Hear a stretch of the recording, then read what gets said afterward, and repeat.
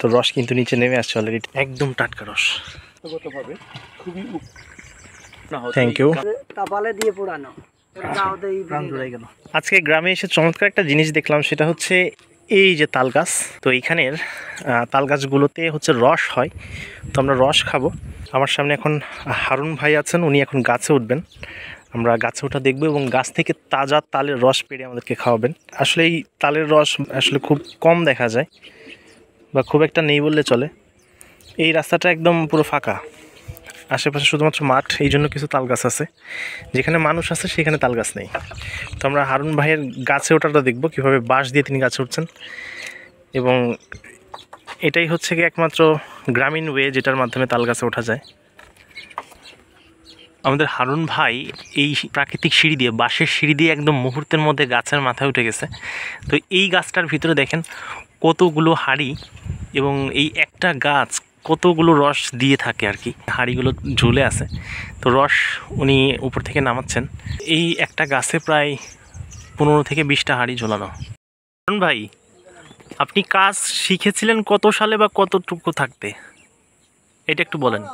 আমি 20 বছর আগে থেকে বাড়িতে একটা গাছ ছিল, তাই কাটতাম আর এই রস খাবার খেতাম। মানে দেখে দেখে শেখা আর কি, তাই তো? নিজে আর কি এক্সপেরিমেন্ট করতে ওইভাবে আর কি আল্লাহ দিলে কাটতে কাটতে।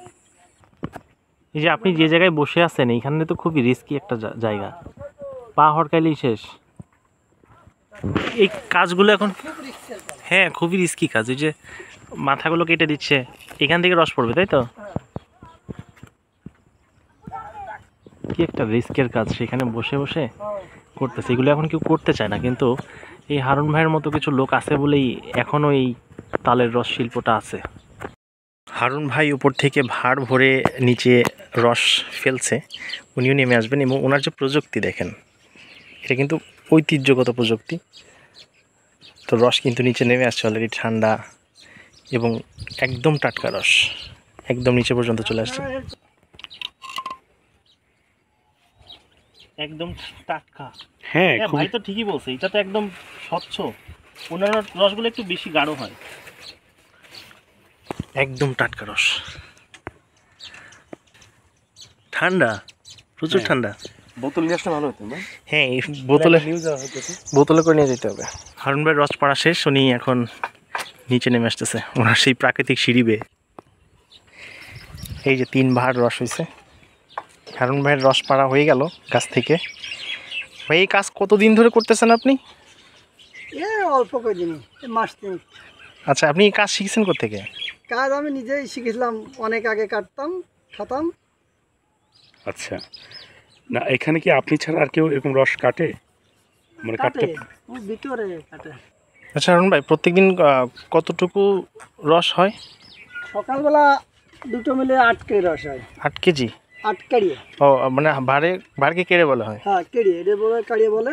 ওকে, একটু দিতে পারেন? এটা বলে লাগে সকালবেলা 2 গাছ মিলে 8 কেজি হয়। তুমি যদি এক্সপার্ট না হও, থ্যাংক ইউ। গাছের থেকে এমন অঘটন ঘটবে যে তোমার জীবনই রিস্কে পড়ে যাবে। আপনার এখন হচ্ছে সেই টাটকা রস খাবো, এবং খুবই ঠান্ডা। আসলে রসটা অনেক পরিষ্কার, মানে এরকম তালের রস পাওয়াই যায় না, খুবই প্রিমিয়াম। হ্যাঁ খুব। আমরা যে শহর বাজারের জুস খাই না, তার থেকে 1000 গুণ ভালো। হ্যাঁ অবশ্যই, এবং পুরোটা প্রাকৃতিক। আপনার এই কাড়িয়েতে তো এই দেখেন, এই কাড়িতে তাপালে দিয়ে পোড়ানো, প্রাণ জুড়াই গেল।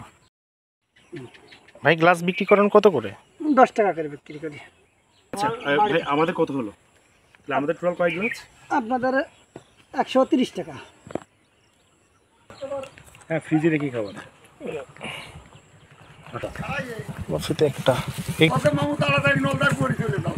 ঠিক আছে হারুন ভাই, ভালো থাকবেন। আচ্ছা, আল্লাহ হাফেজ।